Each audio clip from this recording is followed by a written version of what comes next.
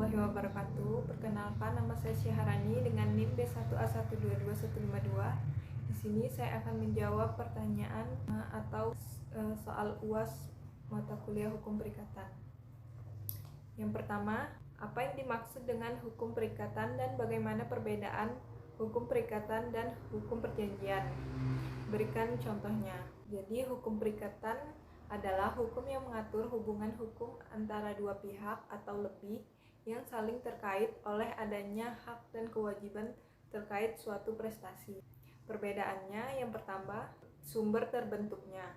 Perikatan dapat timbul karena undang-undang, sedangkan perjanjian terbentuk melalui kesepakatan antara pihak-pihak yang terlibat. Yang kedua, karakteristik. Perjanjian lebih formal dan diatur secara spesifik dalam bentuk tertulis. Contoh perikatan yaitu ketika seseorang meminjamkan uang dari bank, terdapat perikatan untuk membayar kembali pinjaman tersebut sesuai dengan ketentuan yang berlaku. Lalu pertanyaan nomor 2, apa yang dimaksud dengan perikatan yang lahir karena undang-undang dan bagaimana perbedaan antara perikatan yang lahir karena persetujuan dan perikatan yang lahir karena undang-undang? Berikan contohnya. Jadi, perikatan yang lahir karena undang-undang adalah perikatan yang timbul berdasarkan ketentuan undang-undang tanpa adanya kesepakatan langsung antara pihak-pihak. Perbedaannya, perikatan yang lahir dari undang-undang lebih luas cakupannya daripada perjanjian karena tidak selalu memerlukan kesepakatan langsung antara pihak-pihak. Contoh perikatan yang lahir karena undang-undang yaitu kewajiban orang tua memberikan nafkah kepada anaknya. Lalu contoh perikatan yang lahir karena persetujuan yaitu perjanjian jual beli, sewa menyewa, atau pinjam meminjam. Lalu saya akan menjawab pertanyaan nomor 3. Untuk sahnya suatu perjanjian menurut pasal 1320 KUH Perdata harus memenuhi syarat subjektif dan syarat objektif. Apa itu syarat subjektif dan apa itu syarat objektif dan perbedaan diantaranya? Lalu berikan contoh. Jadi, syarat subjektif adalah syarat yang menyangkut pihak-pihak yang mengadakan perjanjian. Syarat objektif adalah syarat yang menyangkut objek perjanjian. Contoh syarat subjektif yaitu pihak yang membuat perjanjian harus cakap hukum. Dan contoh syarat objektif adalah perjanjian harus mengenai suatu hal tertentu. Yang keempat, jika syarat subjektif sebagaimana diatur dalam pasal 1320 KUH Perdata tersebut tidak terpenuhi, maka perjanjian tersebut dapat dibatalkan. Apa yang dimaksud dengan dapat dibatalkan dan bagaimana perbedaan antara dapat dibatalkan dengan batal demi hukum? Berikan contohnya. Jadi, yang dimaksud dengan dapat dibatalkan adalah perjanjian dapat dibatalkan berarti pembatalan dapat dilakukan tanpa adanya pengesahan atau putusan dari pengadilan. Contohnya, jika dua pihak sepakat untuk menjual tanah, tetapi salah satu pihak ternyata belum dewasa, perjanjian tersebut dapat dibatalkan. Lalu, apa itu batal demi hukum? Batal demi hukum adalah perjanjian yang batal demi hukum dianggap tidak sah atau tidak berlaku sejak awal, sehingga seolah-olah perjanjian tersebut tidak pernah ada. Contohnya, perjanjian jual beli narkoba. Contoh perjanjian yang batal demi hukum karena objeknya melanggar hukum. Lalu pertanyaan nomor 5, apa yang dimaksud dengan asas pacta sunt servanda dan bagaimana perbedaan antara asas pacta sunt servanda dengan asas kebebasan berkontrak? Berikan contohnya.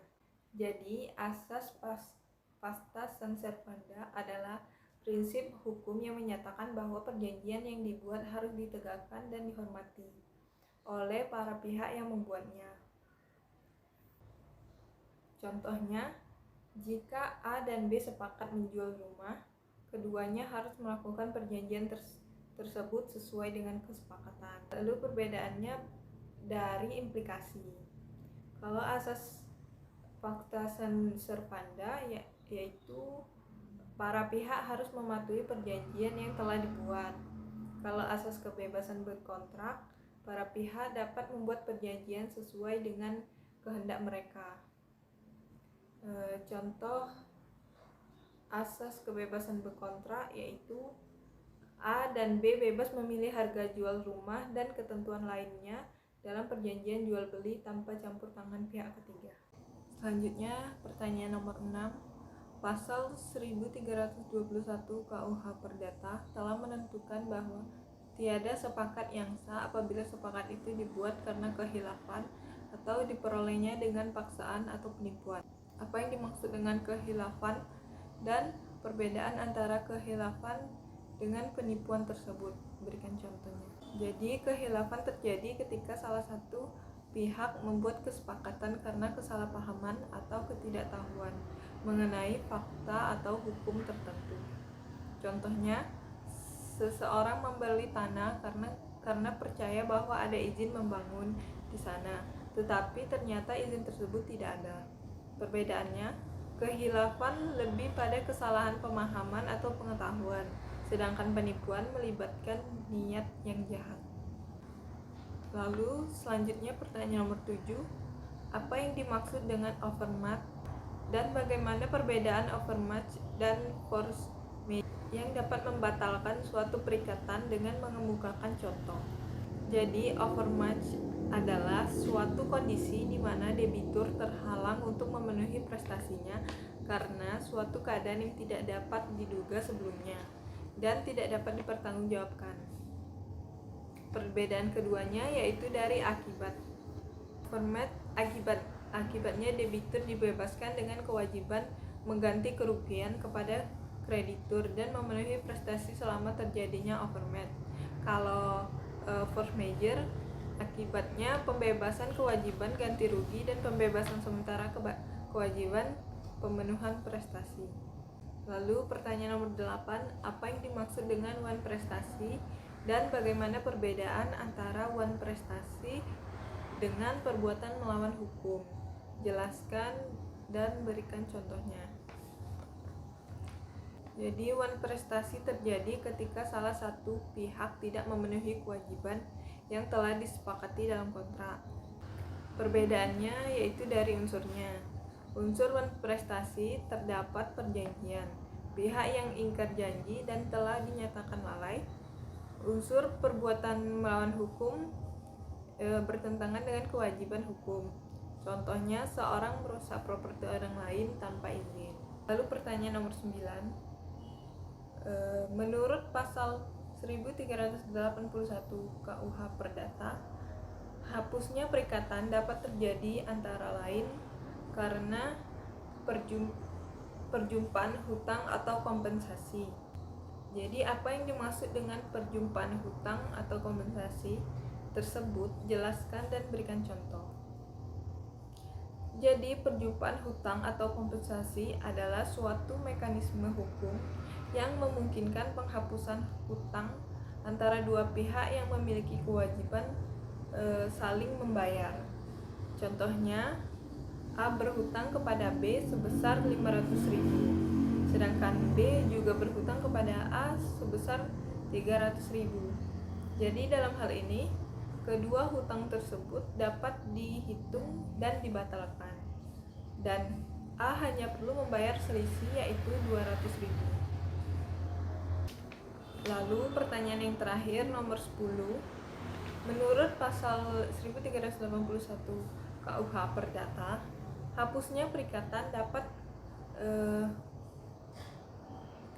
juga dapat terjadi karena pencampuran hutang. Jelaskan apa yang dimaksud dengan pencampuran hutang yang mengakibatkan hapusnya perikatan tersebut dengan contoh. Jadi pencampuran hutang adalah suatu mekanisme hukum yang mengakibatkan hapusnya perikatan antara dua pihak yang memiliki hutang piutang. Dalam situasi ini, kedudukan kreditur dan debitur menjadi satu. sehingga hutang piutang tersebut lenyap. Contohnya sama seperti tadi. Jika A berhutang dengan B 500.000 dan B berhutang juga dengan A 300.000, karena kedudukan kreditur A dan debitur B menjadi satu, hutang piutang tersebut dapat dihitung dan dibatalkan. Jadi A hanya perlu membayar selisih, yaitu 200.000.